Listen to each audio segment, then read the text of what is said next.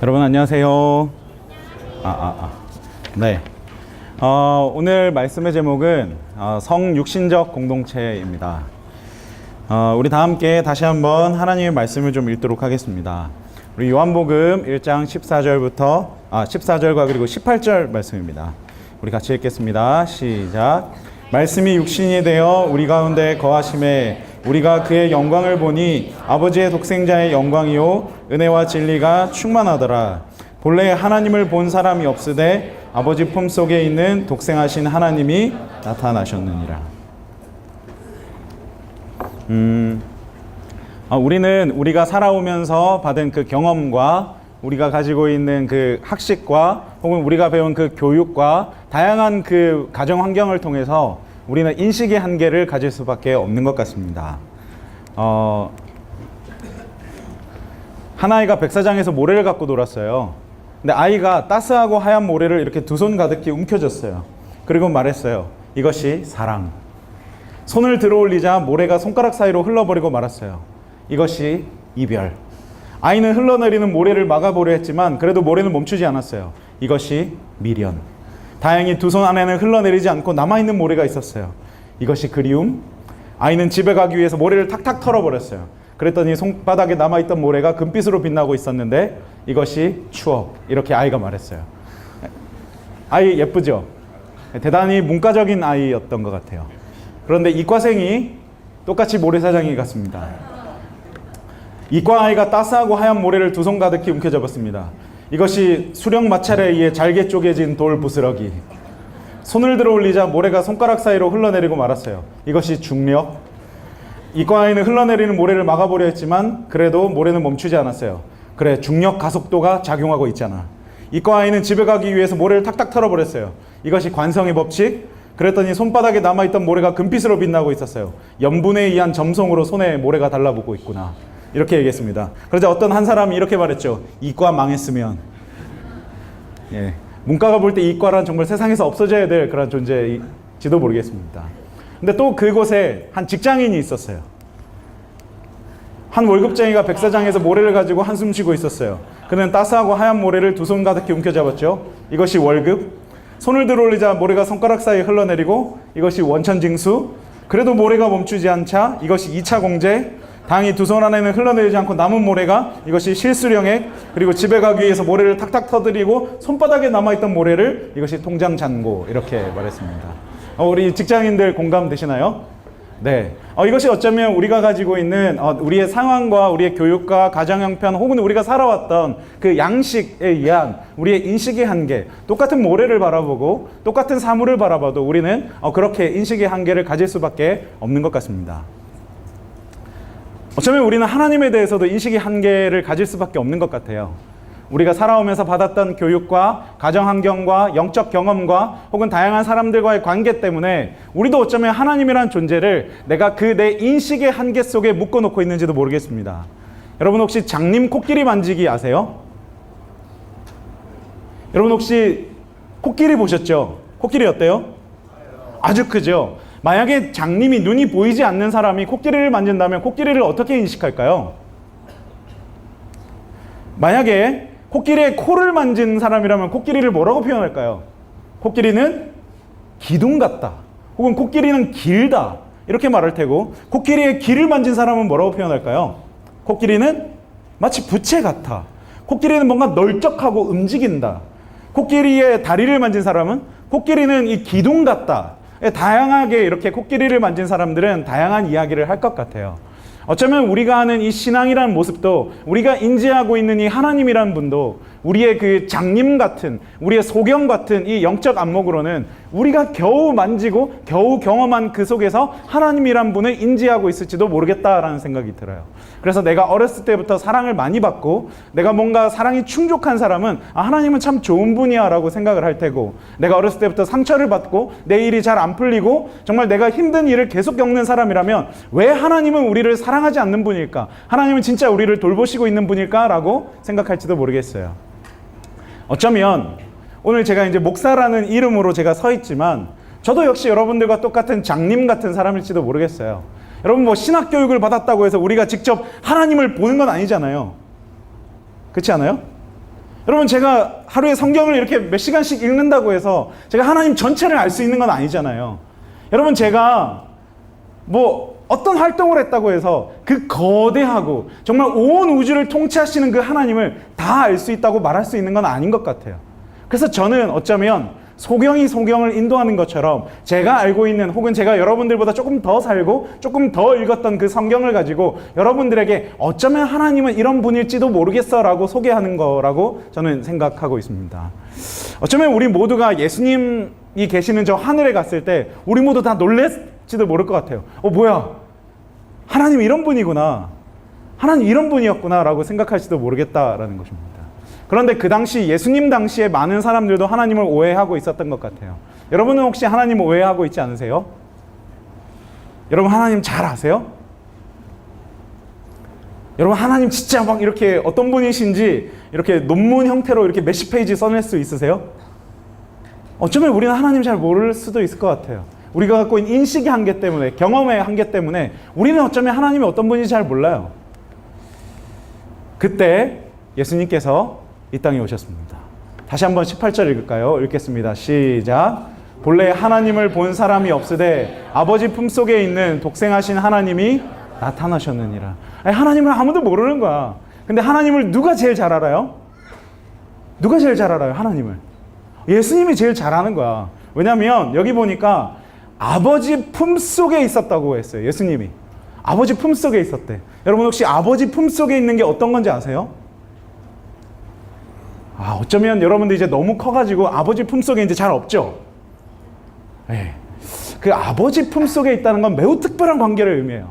오늘 아침에 이제 광원이가, 제가 이번 주 한 주 내내 집에 잘 안 들어갔거든요.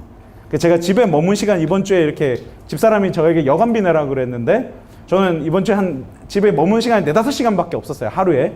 그래가지고 이번 주에 광원이가 저를 너무 보고 싶었던 거야. 그래서 오늘 아침에 제가 교회에 이제 더 빨리 와가지고 제가 이제 묵상도 하고 기도도 하고 이렇게 해서 빨리 오려고 하는데 광원이가 같이 가고 싶다는 거예요, 아빠랑. 그래서 제가 언뜻 생각에 얘가 같이 오면 왠지 내 설교 준비하는데 방해가 되겠다 싶었지만 한 주 동안 같이 못 있어줘가지고 그래 같이 가자 이렇게 말을 했어요. 같이 가면서 이렇게 집 앞, 이렇게 우리가 다목적한 앞에 도착을 했는데 제가 기도하러 가고 싶은 거예요. 그래서 광원이한테, 광원아 우리 오야뽕 기도하러 갈까? 광원이가 한참을 생각하더니 좋아 이렇게 했는데 제가 또 마음이 그때 순간 바뀌었어요. 그래 설교 준비해야지 이렇게 설교 준비를 해가지고 하고 있는데 광원이가 계속 저에게 찡찡거리는 거예요. 아빠 오야뽕 언제 가? 아빠 오야뽕 언제 가? 잠깐만 나 설교 준비하고 잠깐만. 아빠 오야뽕 언제 가? 잠깐만 5분만 있다 가자. 5분 있다가 아빠 오야뽕 언제 가? 폭발했어요. 야 가자고 간다고. 그때 광원이가 눈물을 펑펑 흘리면서 이렇게 막 하면서 저쪽에 가서 이렇게 구석상에 가가지고 이렇게 막 혼자서 이렇게 막 울고 있는 거예요. 저는 성격상 화끈하잖아요. 그냥 아빠가 혼냈으면 왜 혼냈어요? 아빠가 가자고 했잖아. 이렇게 하면 될 걸. 저쪽 구석에 가가지고 진짜 저희 광원이 이렇게 있거든요. 이렇게 있단 말이에요. 그 모습이 진짜 보기 싫어요. 그러면 야 그렇게 하지 말라고 이렇게 합니다. 좀 화가 나요. 우리 하나님 아버지가 이런 아버지면 안 되는데, 광원이에게 이런 아버지로 인지되면 안 되는데. 예. 그래서 이제 광원이가 이따가 저는 이제 너무 화가 나가지고 더 폭발할까봐 말을 안 하고 그냥 제 컴퓨터 책상 앞에 가만히 앉아 있었어요. 근데 광원이가 나가는 거예요. 나가가지고 있는데 제가 설교 준비가 안 되는 거지, 이제는.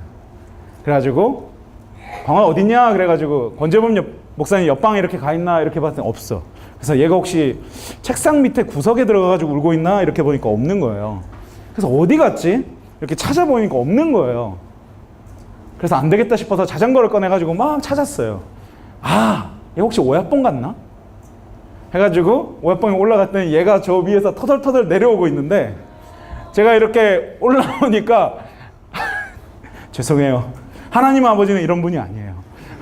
근데 제가 이렇게 올라가니까 광원이가 갑자기 울면서 제가 너무 무서우니까 휙 돌아서 가지고 위로 막 올라가는 거예요. 그래서 제가 광원아 이렇게 하면서 위에 올라갔더니 저쪽으로 막 도망가려고 하는 거야. 야 빨리 와, 일로 와, 너 빨리 와 이렇게 해가지고 광원이를 이렇게 안아줬어요. 근데 얘가 막 우는 거예요.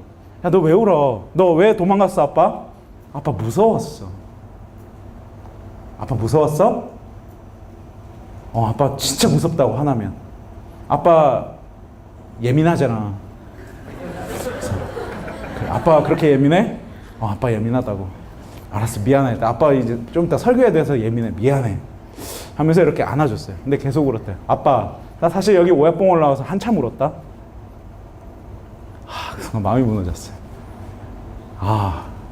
어쩌면 이 아이에게 아빠란 혼내는 아빠, 무서운 아빠. 그래서 야, 근데 너 아빠 화 안 날 때는 안 무섭잖아. 아니, 그때도 무서워. 왜 무서워? 아빠가 화를 낼까봐 무서워. 광환이에게 아빠는 이런 존재구나 라는 생각이 들었어요.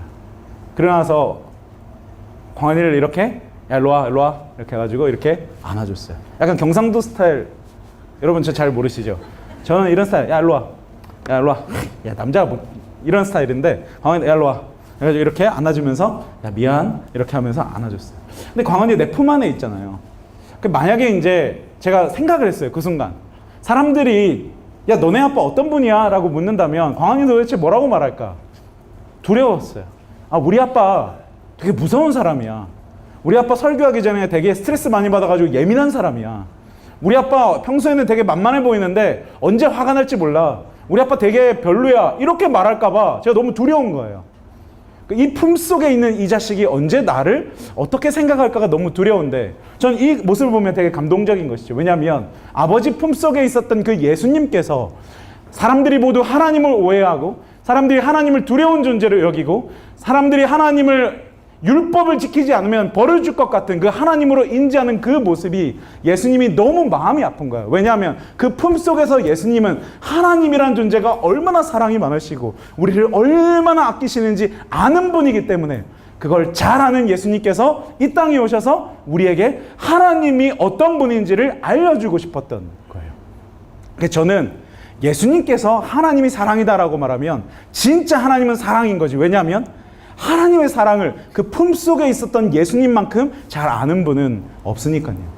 특별히 오늘 우리들에게 하나님이 사랑이다라고 하는 그 말이 오늘 우리들에게 가장 많이 적용이 되는 부분.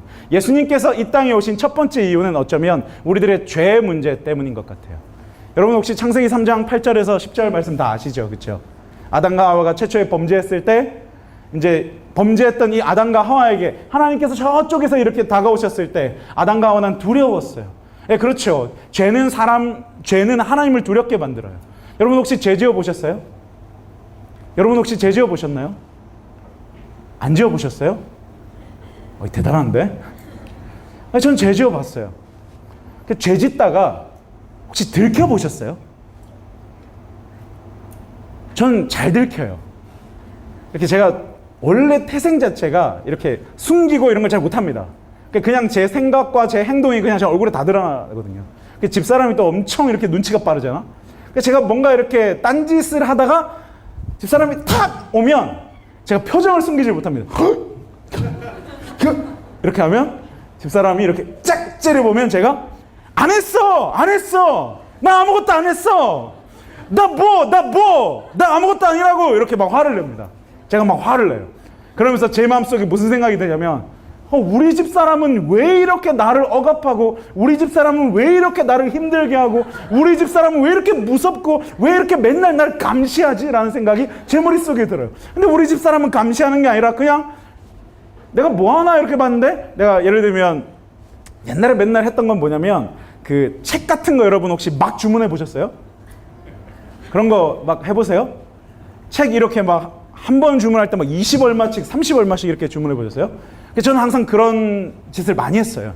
집사람한테 카드는 일단 긁으면 더 이상 회수를 할 수 없고 책은 일단 뜯으면 할 수 없잖아요. 집사람은 항상 뭔 카드가 이렇게 많이 나와? 하면 제가 뭔가 저지른 거죠.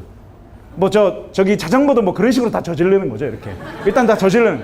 집사람이 그런 거 하다가 보면 내가 허들짝 놀라고 제가 인터넷 핸드폰에 이렇게 뭐 살지 이렇게 책 이렇게 갖다 놓으면 가끔씩 집사람이 인터넷 하다가 여보 뭐 살려고 이렇게 하면 왜 내 핸드폰 감시하냐고, 왜 나 감시해?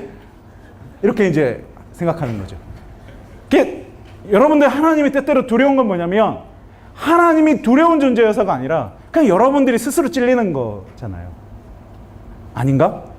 여러분들 스스로 찔리고 여러분들 스스로 하나님이 나 벌 줄 것 같고 하나님이 나 멸망시킬 것 같고 하나님이 나 싫어할 것 같잖아요. 그래서 아담과 하와도 숨었잖아요. 여기 최초의 숨바꼭질이 있죠. 근데 이 최초의 숨바꼭질은 낭만적이지 않았죠. 원래 우리 숨바꼭질은 어떻게 해요? 되게 재밌게 하잖아요. 자, 이제부터 할게 이렇게 하면서 이렇게 둘러보기도 하고 이렇게 숨바꼭질인데, 경상도에서는 어떻게 하냐면 여자가 나 잡아봐라 이렇게 뜨면 경상도에서는 야, 이 잡히면 쥐기빈데 이렇게 하면서 이렇게 막 하잖아요. 근데 이 최초의 숨바꼭질은 그런 낭만적이고 혹은 재밌지도 않고, 최초의 숨바꼭질은 하나님을 너무나 두려워하고, 하나님 제가 이제 죄를 지어가지고 하나님의 소리만 들어도 내가 두렵습니다. 이게 이제 최초의 죄였잖아요. 하나님은 두려운 존재, 하나님은 우리를 벌하실 것 같은 존재, 하나님만 생각하면 뭔가 움츠려드는 존재, 그게 우리가 하나님에 대한 인식의 한계라는 것 같아요. 근데 예수님께서 그 우리들에게 하나님은 그런 존재가 아니고, 하나님은 우리를 벌하시는 존재가 아니고, 하나님은 우리를 미워하는 존재가 아니라, 하나님은 우리를 멸망시키는 존재가 아니라, 하나님은 우리를 이처럼 사랑해서 독생자를 주셨으니 이는 저를 믿는 자마다 멸망치 않고 영생을 얻게 하려는 분이 하나님이야 라고 예수님께서 오늘 우리들에게 자신의 존재로서 이야기해 주시는 것입니다. 예수님은 말씀하세요. 하나님은 우리를 너무나 많이 사랑해. 하나님은 우리를 너무나 사랑하셔서 자신에게 있어서 가장 중요한 것을 주시는 분이야 라고 예수님은 말씀하시는 거예요. 여러분은 혹시 부모에게 있어서 가장 소중한 게 뭔지 아세요? 무엇이 가장 소중할 것 같으세요?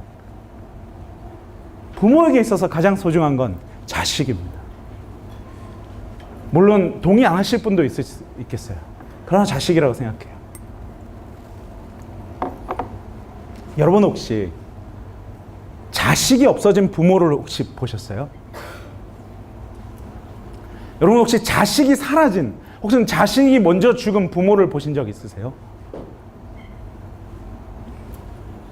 저는 본 적이 있어요. 바로 저희 부모님. 제가 몇 번 말한 적이 있지만 저희 형이 몇 년 전에 죽었어요. 그때 저는 우리 부모님을 봤어요.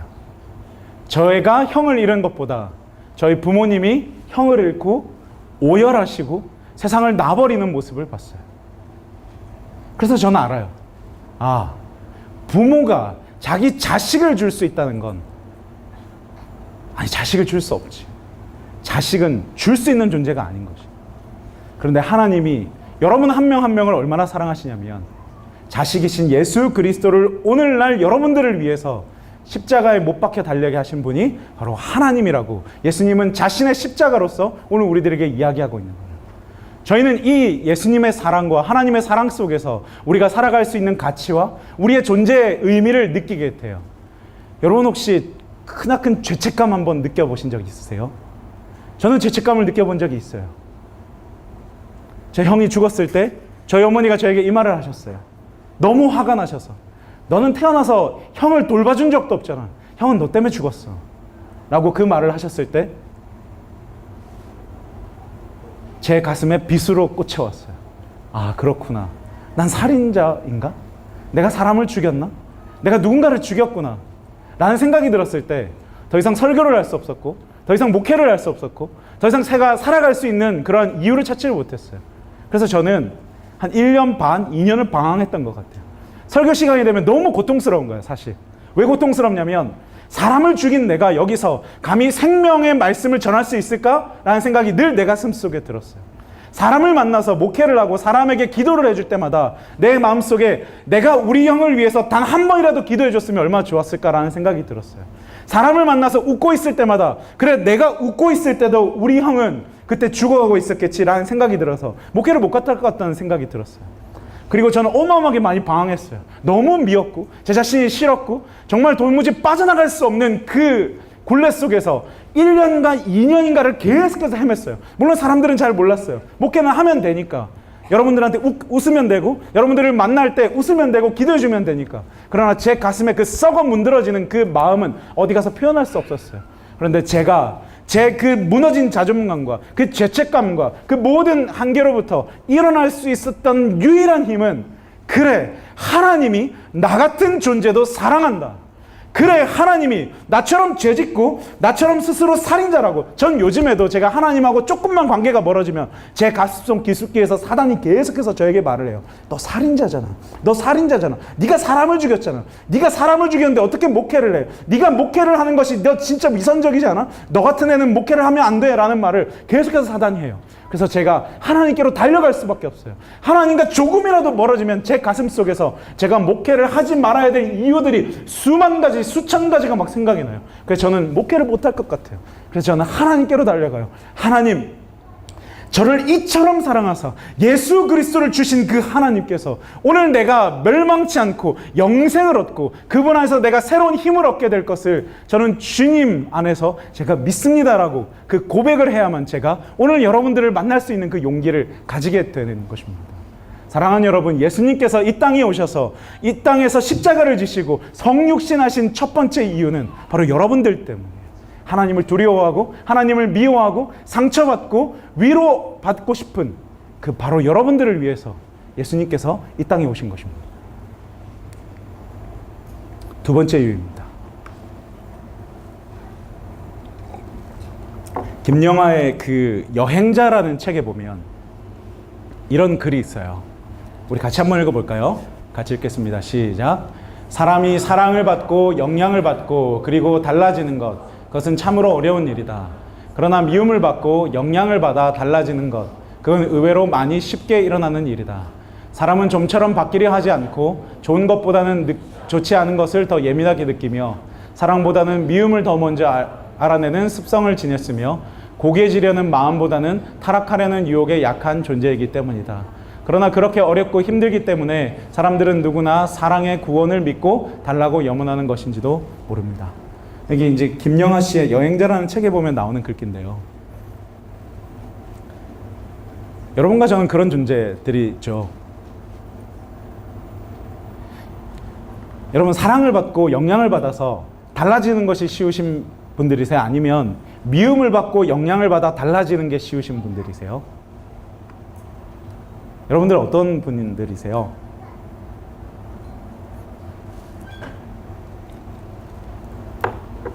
우리는 이런 존재인 것 같아요.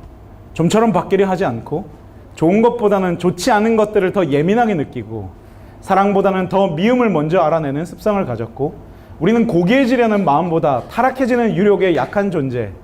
우리는 그런 존재일지 모르겠어요. 그런 존재들이기 때문에 우리는 어쩔 수 없이 인식의 한계가 있어요. 어떤 인식의 한계냐면 사랑은 주는 것이다.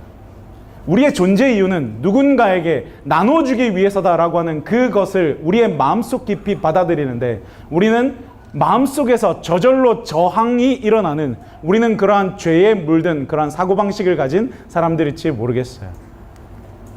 그런데 그 우리들에게 하나님의 뜻, 다시 말하면 하나님께서 원래 우리를 만드셨을 때, 하나님께서 원래 우리를 계획하셨을 때, 하나님께서 우리를 빚으셨을 때, 하나님께서 우리에게 숨을 불어 넣으셨을 때, 하나님께서 우리를 바라보셨을 때 원래 우리에게 해주셨던 그 꿈, 하나님의 생각을 예수님께서 알려주고 싶으셨던 거예요. 시대소망 1장에는 그분은 하나님의 생각을 들을 수 있도록 한 하나님의 말씀이셨다라고 그렇게 말해요. 다시 말하면 그분의 존재가, 그분의 말이, 그분의 행동이, 그분의 모든 삶의 존재의 양식이 오늘 우리들의 삶을 향한 하나님의 메시지였던 거예요. 하나님의 생각이었던 것이죠. 그래서 오늘 우리들은 그 예수 그리스도를 바라보면서 우리들이 어떻게 살아야 되는 것이 옳은 것인지, 우리들이 어떻게 사는 것이 하나님의 생각인 것인지 우리는 그때 비로소 알게 되는 것입니다. 여러분들 어떤 삶을 살고 싶으세요? 여러분들은 어떤 꿈을 가지고 계세요? 여러분들은 어떤 생각 가지고 살아가시냐고 저는 묻고 싶은 것입니다. 왜냐하면 오늘날 그리스도인들은 전혀 예수답지 않은 사람들이 살아가고 있기 때문이에요. 제가 이번 주에 공부를 좀 많이 했었는데요. 한 논문을 보다가 놀랐어요. 그 논문은 뭐냐면 신앙생활이 기독교인의 생활과 의식 수준에 끼치는 영향에 대한 그런 논문을 하나 봤어요. 여러분 한번 물을게요. 인터넷 사용 시간이 신앙인과 비신앙의 차이가 있을까요? 없을까요? 없어요.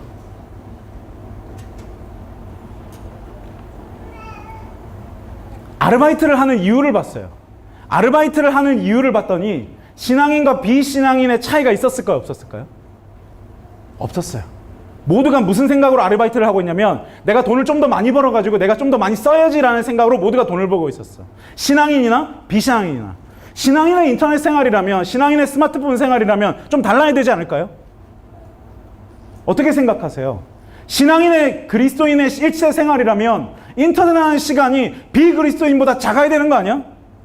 아니에요? 우리 성경 볼 시간 없다며. 우리 기도할 시간 없다며. 우리 봉사할 시간이 없다며. 그럼 어떻게 우리는 봉사할 시간이 없고 기도할 시간이 없고 말씀 볼 수 있는 시간이 없는 그 사람이 인터넷을 하고 스마트폰을 하는 그 시간은 세상 사람들과 똑같을 수 있을까? 자, 그러면 우리들은 이 결론에 도달하는 거지. 우리가 기도하고 우리가 말씀 볼 수 있는 시간이 없는 것은 우리가 인터넷하고 돈 벌고 사람처럼 다른 사람처럼 즐기는 시간을 세상 사람들과 똑같은 시간을 확보하고 싶기 때문에 우리에게는 기도하는 시간과 말씀 보는 시간이 없어요 라고 이야기할 수 있지 않을까요? 아니에요? 저는 이거 보면서 놀랐어요. 아, 이게 답이구나. 이것이 오늘날 그리스도인들이 세상 속에서 그토록 영향력 없고 그토록 실패하고 삶이 힘들다고 징징거리는 바로 그 이유구나. 오늘날 그리스도인들이 만약에 내가 세상 사람처럼 즐길 생각을 하지 않고 내가 세상 사람처럼 인터넷 하지 않고 내가 세상 사람처럼 내 돈을 벌고 내가 즐기고 쓰기 위해서 아르바이트를 하지 않는다면 오늘 우리들의 생활은 어떻게 바뀌고 있을까라는 생각을 막 하게 됐어요. 저는 오늘 여러분들한테 묻고 싶은 거지. 여러분들의 삶의 가치관은 뭐예요? 여러분들의 살아가는 목적은 뭐예요? 여러분들이 직업을 갖고 싶은 생각은 뭐예요? 여러분들이 공부를 하는 이유는 뭐예요? 여러분들이 아르바이트를 하는 이유는 뭐예요? 여러분들이 인터넷을 하는 건 뭐예요? 여러분들이 스마트폰을 하는 이유는 뭐죠? 오늘 우리들의 삶과 우리들의 삶의 목적과 삶의 실제로 살아가는 그 모든 것들은 예수님을 닮아 있어요. 우리 진짜 하나님의 생각대로 우리의 삶이 이루어지고 있냐라고 저는 여러분들에게 묻고 싶어요. 왜냐하면 이것이 해결이 안 되면 오늘 우리들에게는 아무런 희망이 없으니까. 근데 시대소망 1장에는 오늘 우리들에게 이 얘기를 하고 있는 거예요. 같이 읽어볼까요? 같이 읽겠습니다. 시작. 예수 그리스도의 얼굴에서 비치는 영광은 자아희생적 사랑의 영광임이 드러날 것이다. 갈바리에서 비쳐나오는 빛으로 볼 때 자아를 부정하는 사랑의 법칙이 이 세상과 하늘의 생명의 법칙임이 드러날 것이다. 또한 자기의 유익을 굳이 아니하는 사랑은 하나님의 마음에 그 근원이 있으며 누구라도 가까이 가지 못할 빛에 거하시는 하나님의 품성은 온유하고 겸손하신 한 분 안에서 나타나는 것을 알 수 있을 것이다. 우리들의 존재의 양식과 우리들의 삶의 이유와 우리들의 삶의 철학은 뭐냐면 내가 무화적인 사랑, 하나님의 영광에서 비쳐나오는 그 갈바리의 십자가를 바라볼 때 그 예수 그리스도의 사랑 안에서 우리 역시도 그 예수님처럼 다른 사람에게 사랑을 주기 위해서 우리도 존재해야 하는 것이 이것이 하나님의 생각입니다. 그러나 오늘 우리들의 삶을 진짜로 바라봤을 때 우리들 그러지 않잖아요. 우리 정말 내가 갖고 있는 4,000원과 5,000원을 가지고 우리 그건 뭐 하는 데 써요? 스타벅스 가서 커피 한 잔 마시지.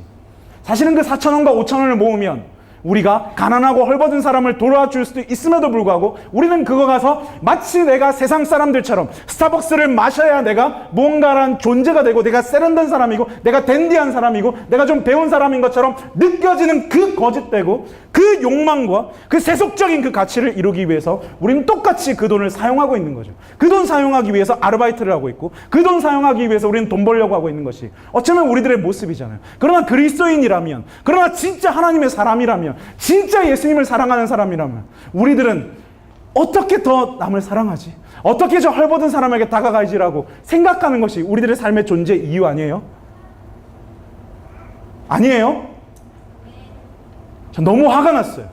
그리스도인이 인터넷 생활이 세상 사람들과 똑같아. 화가 났어요. 너무 화가 났어요. 우리의 존재 모습이 세상 사람들과 똑같아. 우리의 존재 목적이 세상 사람들과 똑같아. 그렇다면 왜 예배드리러 와요? 위로받으러? 그렇다면 왜 여기 오셨어요? 왜 오신 거예요?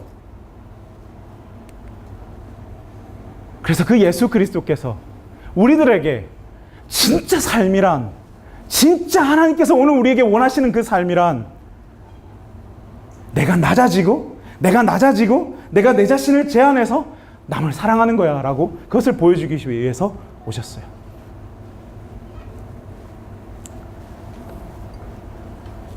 근데 여러분 잘 생각해 봐요. 오늘 우리들은 그 육신의 모습으로 오신 그 예수 그리스도의 모습 속에서 우리는 또다시 사랑을 봐요. 우리 요한복음 1장 14절 다시 한번 읽을까요? 읽겠습니다. 시작. 말씀이 육신이 되어 우리 가운데 거하심에 우리가 그의 영광을 보니 아버지의 독생자의 영광이요 은혜와 진리가 충만하더라. 말씀이 육신이 된 것이 그의 영광이래요. 그 말씀이 육신이 되었을 때 예수님께서, 하나님이셨던 예수님께서 이제 육신의 모습, 보잘것없고 흠모할 것 없고 사랑스러울 것 없고 잘생기지도 않고 키도 크지 않은 그 예수님의 모습 속에서 우리는 하나님의 영광을 바라본대요. 여러분, 이것이 그리스도인이 지향해야 될 그 영광인 것 같아요. 여러분, 만약에 하나님이요 이런 모습으로 오셨으면 어땠을까요? 진짜 거대하고 진짜 영광스러운 모습으로 이 땅에 오셔서 신의 모습 그대로 오셔가지고, 야 니네 그렇게 사는 게 정답이 아니라 자 지금부터 내가 알려줄게, 야 니네 공부하자, 이렇게 해가지고 하나님이 막 신성을 막 바라시면서 그렇게 오셨다면 어땠을까요? 그러면 어떨까요? 어떨 것 같아요? 그러면 어땠기는? 우리 다 죽었지. 우리 다 죽었지. 이거 출애굽기 33장에 모세가 하나님 영광 좀 보여달라 그러잖아요. 그때 하나님께서 뭐라고 말하냐면, 야 내가 내 얼굴 너한테 보여주면 너 죽어. 내 영광의 방채가 너에게 비쳤을 때 죄 많은 너는 도무지 견딜 수 없어서 네가 죽어. 그래서 하나님 얼굴 좀 보고 싶다고, 하나님 영광 바라고 싶다고, 하나님 영광 좀 보고 싶다고 말한 그 모세에게 하나님께서 하실 수 있는 최선의 방식은 뭐였냐면, 바위에 숨겨서 자신의 뒷모습만 보여주신 것이 하나님께서 어쩌면 보여줄 수 있는 가장 최선의 길이었어요.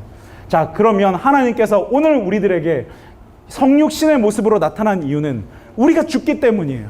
우리가 그 하나님의 영광의 광채를 감당할 수 없기 때문에 하나님이 우리 같은 존재로 오셨어요. 인간의 육신을 쓰고 인간의 탈을 쓰고 인간의 모습으로 하나님께서 오셔서 오늘 우리들에게 사랑이란 무엇인가를 하나님께서 보여주셨어요. 이것을 빌립보서 2장 6절에서 8절은 이렇게 말하는데요. 그는 근본 하나님의 본체시나 하나님과 동등됨을 취할 것으로 여기지 아니하시고 오히려 자기를 비워 종의 형체를 가지사 사람들과 같이 되셨고 사람의 모양으로 나타나사 자기를 낮추시고 죽기까지 복종하셨으니 곧 십자가에 죽으심이라.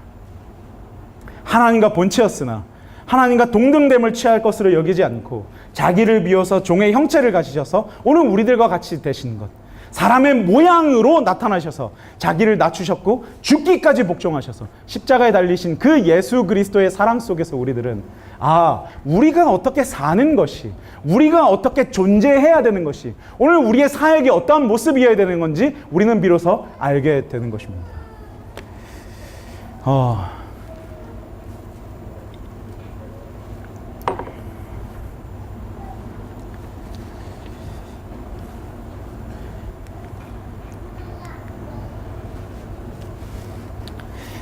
우리는 어쩔 수 없이 인식의 차이를 하고 살아가는 것 같아요.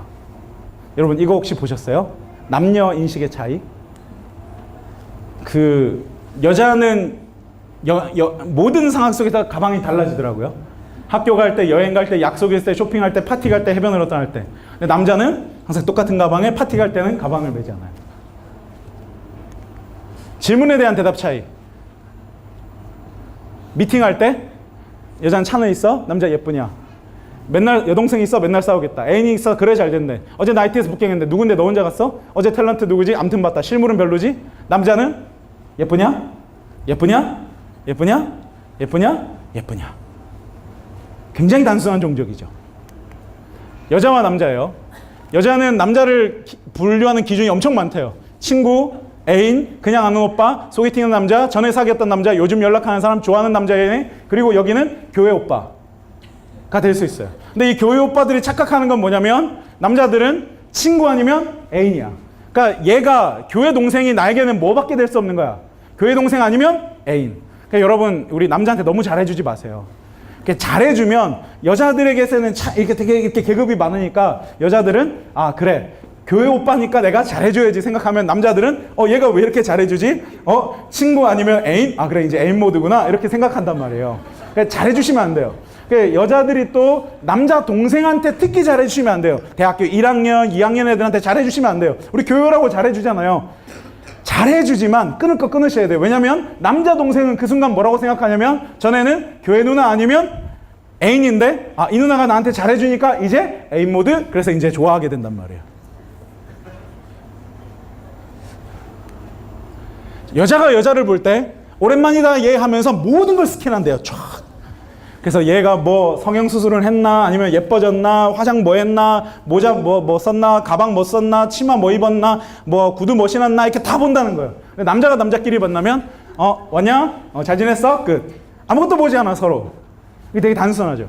근데 제가 이 인식의 차이에서 제일 큰 인식의 차이는 이거라고 생각했어요. 바로 이것입니다. 여자는 거울을 볼 때 자기를 뚱뚱하게 보고, 남자는 거울을 볼 때 이렇게 바라본다는 거예요. 저 이 그림 보고 엄청 찔렸어요. 왠지 이 남자가 나갔잖아. 그래가지고 나도 거울 보면서 요즘에 좀 많이 쪘는데, 그러면서 저도 늘 생각하면 그래 난 괜찮을 거야 이렇게 생각하거든요. 난 결혼했는데 어때? 뭐 이렇게 늘 생각한단 말이에요. 어쩌면 많은 남자들이 이렇게 할 거야. 우리 특히 남자들, 우리 중고등학교 때 맨날 이렇게 거울 보면서 뭐 해요? 전시 거울 보면서 이렇게 하면서 이렇게 해보잖아요. 그렇죠? 그러면서 저도 막 합니다. 저도 이렇게 가끔씩 제가 이렇게 윗몸을 이렇게 막 열심히 한 다음에 집사람한테 야 가슴 쳐봐, 이거 해봐, 야! 이렇게 하면서 야 이거 만져봐 이렇게 한단 말이에요. 남자와 여자가 인식 차이가 이렇대요. 자, 그러면 오늘 저는 이것을 교회로 봤을 때 과연 예수님과 우리는 인식 차이가 없을까? 오늘 예수님과 교회는 어떠한 인식 차이를 보내고 있을까요? 우리 한번 생각해 봐요. 예수님은 어떤 분이시고 오늘날의 교회는 어떤 교회일까요? 우리는 어떤 차이를 보이고 있을까요? 예수님은 우리를 위해서 낮아지셨고, 오늘날 교회는 높아지고 싶어요. 예수님은 우리에게 오셨고, 교회는 가는 게 아니라 너희가 오라고 말해요. 예수님은 가난하고 병진 자들의 친구가 되셨고, 교회는 세상을 정복하려고 해요. 예수님은 아프고 힘든 사람을 위로하셨고, 그들의 상처를 싸매셨고, 그들을 치료하셨지만, 오늘의 교회는 아프고 힘들고 어려운 사람들을 교회로 꼬시려고 해요. 예수님은 바리새인과 서기관들을 가슴 아픈 모습으로 바라보셨지만, 교회는 교회를 반대하는 사람을 미워해요. 자, 그렇다면 오늘 예수님과 우리의 인식 사이에는 왜 이렇게 차이가 많이 나고 있을까요? 예수님은 우리를 구원하기 위해서 성육신하셔서 오늘 이 땅에 낮고 낮은 모습으로 오셨는데, 왜 오늘날 교회의 모습은 높아지려고 하고 많아지려고 하고 쟁취하려고 하고 내가 세상 사람들과 똑같은 꿈을 꾸고 있고 내가 더 많이 가지려고 하고 있을까요? 오늘 여러분들은 예수님 닮아가기로 결심했기 때문에 이 자리에 계시는 분들 아니세요? 아니세요? 오늘 우리 예수님 닮고 싶은 사람들 아니에요? 오늘 우리 예수님을 정말 내 삶의 모범으로 삼고 싶어서 오늘 지금 이 순간 예배드리러 오시는 사람들, 그 예수님께서 오늘 나에게 어떠한 하나님의 생각을 들려주기인가 궁금해서 이 설교 듣고 있는 분 맞으시죠? 그렇다면 왜 우리는 예수님과 다른 걸까요? 예수님은 낮아지셨는데 왜 우리는 높아지려고 하고, 예수님은 이 땅에 오셔서 말구유 위에서 그분의 탄생이 났는데 왜 우리는 좋은 병원과 좋은 시설 속에서 뭔가를 하려고 할까요? 예수님은 우리를 위해서 십자가를 지셨는데 왜 우리에게 십자가란 부담스러운 것이 될까요? 사랑하는 여러분, 전 정말 여러분들과 함께 이 예수님 닮아가고 싶은 거예요. 오늘따라 왜 이렇게 여러분들을 약간 혼내는 모드로 살짝 가는지 모르겠다라고 여러분 중에 불쾌하시는 분들이 있을지 모르나, 혼내는 게 아니라 제 자신이 너무 답답해요.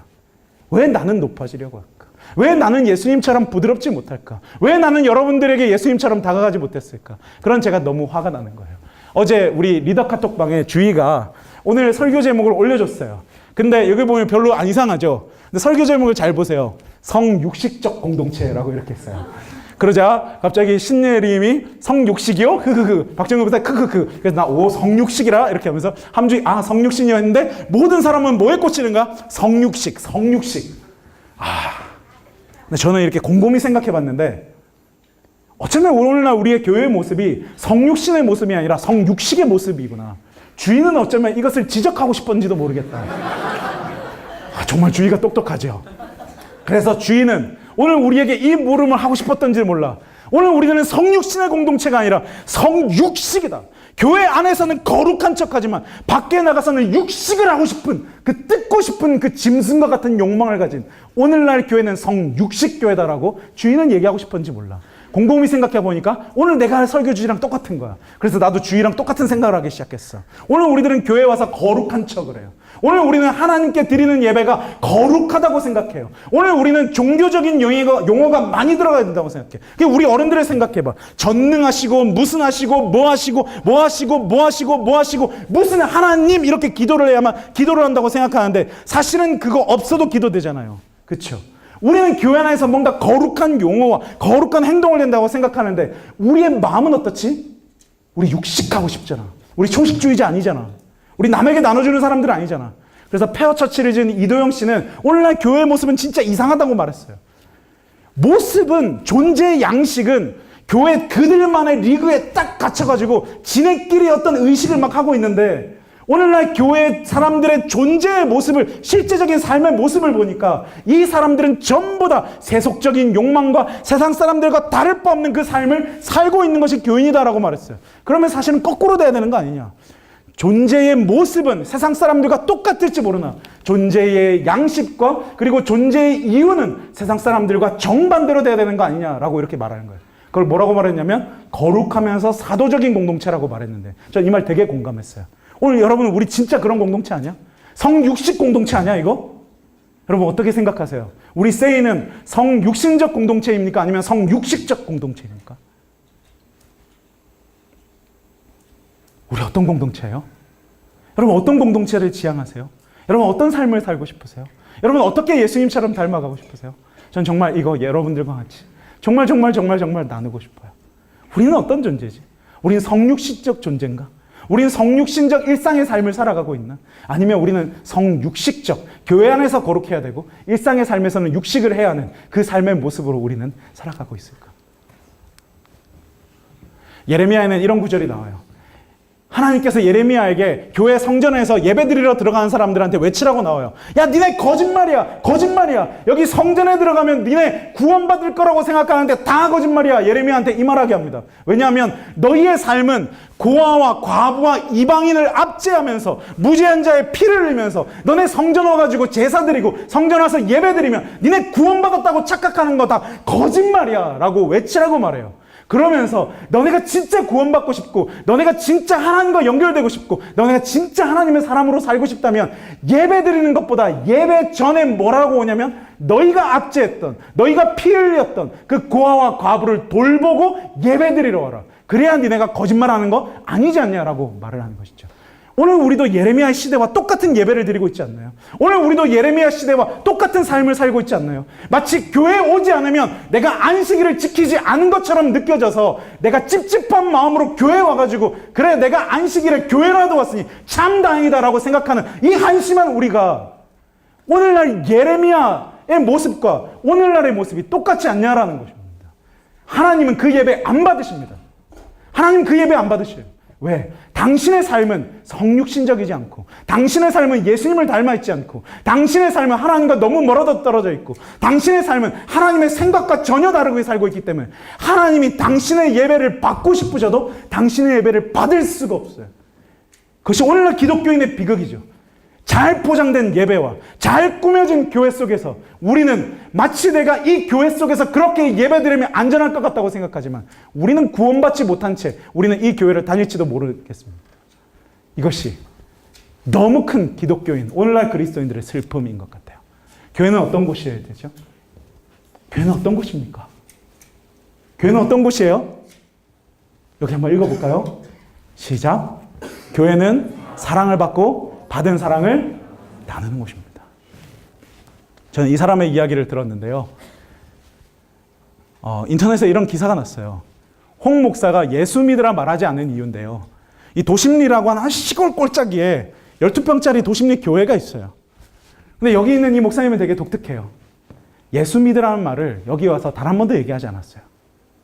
이분은 원래 어떤 분이냐면 홍동환 목사라는 분인데 꿈은 아프리카 선교였는데 호주 선교 훈련을 갔다가 선교사끼리 갈등을 보고 짐을 쌌어요.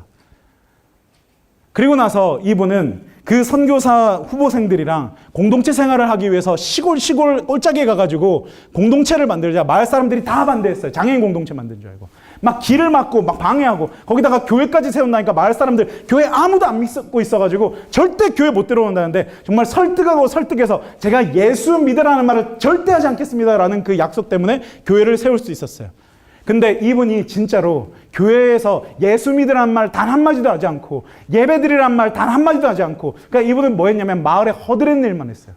그냥 가가지고 마을 허드렛 일은 다 하는 거야. 그 사람들이 이 사람을 목사라고 부르지 않고 뭐라고 부르냐면 동하나 이렇게 부르기 시작했어요. 다 할머니 할아버지니까. 그 사람들이 목사 보고 저보고 야 진서봐 이렇게 부르면 저도 기분 나쁠 것 같거든. 왜냐하면 저는 성육신적이지 않아서. 예수님은 하나님을 버리고 이 땅에 오셔서 사람의 탈을 썼는데 나도 이미 목사라는 게 뗄 수 없는 게 되는 거야. 누가 나에게 목사라고 이렇게 말 안 해주고 존댓말 안 해주면 기분 나쁜 예수님과 다른 존재가 돼버린 거지. 근데 이 사람은 목사라는 타이틀을 뗐어요. 사람들이 다 동하나라고 불렀어요. 다 부르면서 이제 동네 사람들이 어느 순간 깨닫기 시작하는 거야. 이 마을에 돌멩이가 이렇게 커다란 게 있었는데 어느 날 갑자기 없네? 이거 누가 치웠지? 그럼 사람들이 대답하는 거야. 동환이가 치웠겠지. 마을에 그 힘들고 어려운 게 있는데 어느 순간 해결됐어. 사람들이 묻는 거야. 이거 어떻게 해결됐지? 사람들이 얘기하는 거야. 동환이가 해결됐지. 사람들이 처음에 의심했어요. 저 자식 저러다가 예수 믿으라고 할 거라고. 근데 계속 안 하는 거야. 마침내 뒷담화가 이어지다 결국에는 칭찬과 칭찬을 질러서 마을 총회를 열어가지고 다음번 반장을 뽑을 때 이 사람을 마을 반장을 시켰어요. 이 사람 마을의 홍반장이 됐어. 그때부터 동환이에서부터 홍반장이 된 거야. 그리고 나서 어느 날 동네 사람들이 정월대 부르면 기적이 일어나는데 마을 제사를 막 드리고 있는데 여기 또 동환이가 온 거야. 그래서 있는데 갑자기 이렇게 야 동환아 네가 마지막 기도해 줄래? 이렇게 한 거야. 그래서 기도를 이렇게 하고 났더니 아무도 예수 안 믿는 그곳에 아멘 이렇게 다 같이 끝나. 그리고 나서 예수 믿으라는 말 단 한마디 안 했는데 칠수 맞은 할아버지가 첫 침례자가 됐고 그 할아버지가 침례를 받을 때 세례를 받을 때 사람들이 다 욕했어. 저 자식이 제일 반대하는 애 아니었냐고. 그리고 나서 마을 사람이 줄줄이 침례를 받고 주민 절반이 절줄이 교회로 오게 됐어요. 주일에마다 이 사람이 뭐 하냐면 아침에 예배 드리고 오후에는 한 집씩 다 같이 가가지고 다 같이 품앗이로 봉사를 해주고 있는 거야. 그러니까 예배 드리고 나서 다 같이 오후에는 가가지고 농사 지어주고 있는 거야. 교회가. 예수란 말 단 한마디 안 해도 마을이 변하잖아요. 어떻게 변하냐면 성육신적인 삶을 사니까. 근데 오늘 우리들은 정반대지 않아요? 사람들 만나면 우리는 뭐부터 얘기해야 될 것 같은 거야? 성경 공부 가르치고 예수 얘기하고 전도해야 될 것 같지. 우리는 이미 저 사람을 타자화시켜가지고 저 사람은 내가 무언가 목적을 하는 대상이다라고 생각하지. 저 사람과 내가 함께 관계를 맺고 함께 살아가는 그 어울릴 존재로 생각하지 않는 거야. 우리는 그러니까 늘 타자로 생각하고 저 사람에게 내가 성경을 주입시켜야 될 대상으로 생각하니까 사람들은 이제 그리스도인만 보면 불쾌한 거야. 그들은 우리와 함께 살아가지 않고 우리를 뭔가 교화시켜야 될 대상으로 바라보니까. 그 선교를 그리스도인들이 계속해서 했기 때문에 오늘날 이 기독교를 사람들이 전부 다 싫어하게 되는 거죠. 저는 우리도 이제 성육신적인 삶을 살았으면 좋겠어요. 근데 이거 이렇게 말하면 좀 어렵죠. 근데 이렇게 생각하면 될 것 같아요.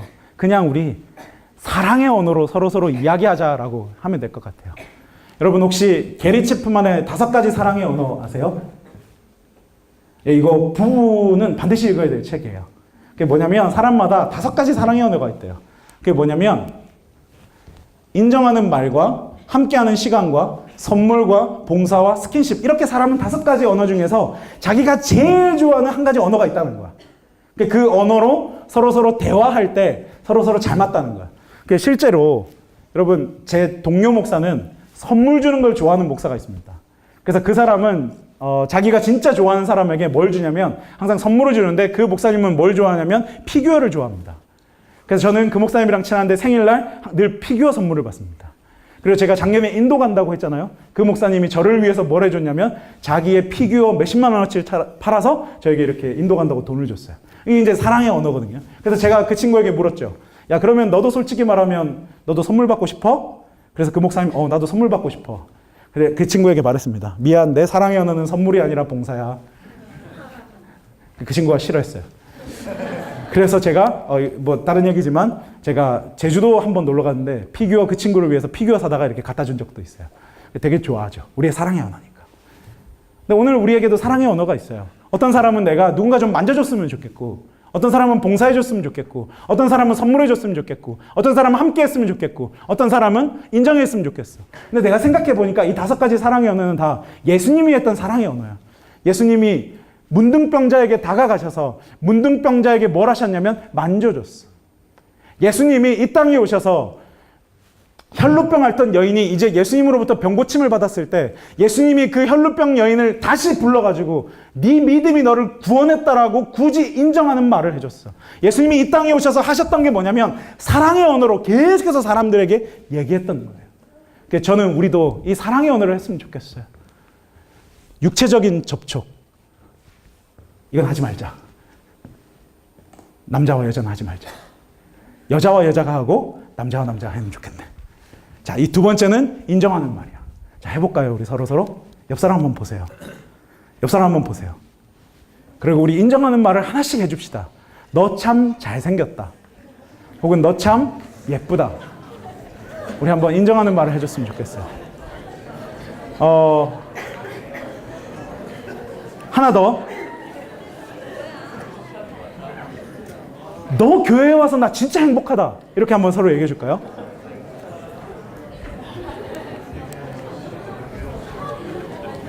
그리고 함께하는 시간, 그리고 선물, 그리고 봉사래요. 여러분 이제 저는 말씀 마칠까 하는데요. 저에게는 최근에 도전이 하나 생겼어요.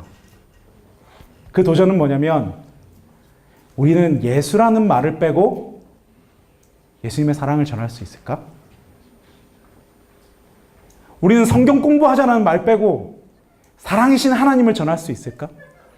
우리는 기도하자라는 말 빼고 우리의 힘듦과 우리의 고통과 우리의 아픔을 치유해 주시는 그 예수님의 사랑을 느끼게 할 수 있을까? 우리는 전도하자라는 말 빼고 우리는 우리를 너무나 사랑하시는 그 하나님의 사랑을 우리는 전하고 싶을 수 있을까? 우리는 교회 가자라는 말 빼고 하나님이 우리를 얼마나 사랑하시는지를 이 친구와 함께 공유할 수 있을까? 그것이 제가 요즘에 느끼는 도전입니다. 그리고 저는 사랑하는 세이와 함께 이 도전하고 싶은데요. 그 도전에 앞서서 저는 어젯밤 또다시 반성하고 또다시 회개 기도를 했는데요. 오늘 이 거를 보고 오늘 말씀을 마칠까 합니다.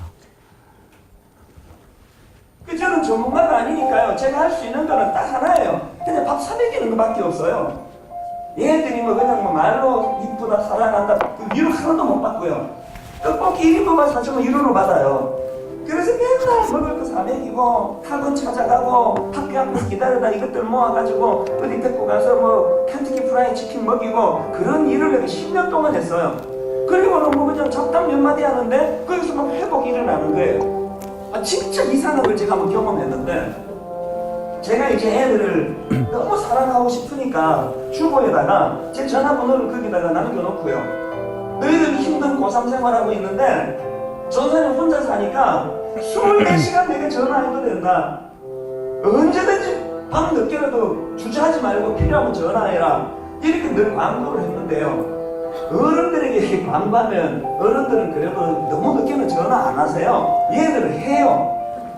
새벽 1시에도 전화하고요. 새벽 3시에도 전화하고요. 그 한 번은요. 잠이 푹 빠져있는데 전화가 왔어요. 목사님 주무세요. 나 속으로 이 시간에 내 같으면 뭐 할 것 같으니 말은 안 했습니다. 이 상처받을까봐 하는 이야기가 목사님 너무 늦게 전화했죠. 내 속으로 알긴 아는구나. 막 울면서 오죽 답답하면 그 늦은 시간에 전화했겠습니까? 제가요 너무 잠에 취해가지고 상담도 못 해주고 이것만 계속했어요. 추임새만 넣어준 거예요. 깜빡 잠이 들어가지고요. 안 있으면은 걔가 막 얘기하다가 내가 반응이 없으면 주무세요.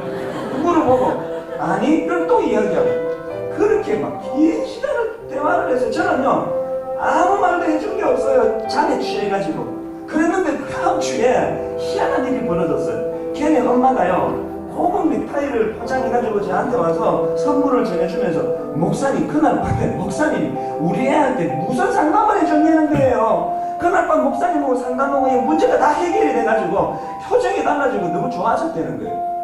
그날 밤에 내가 뭐 해줬죠? 아무것도 해준 거 없어요. 깨달은 게 뭔지 아십니까? 주 안에서 만난 형제 자매가요, 사랑하는 마음으로 나누는 그 대화에는 내가 답을 안 줘도 성령님이 치유해 주시는 약효가 있다는 거예요.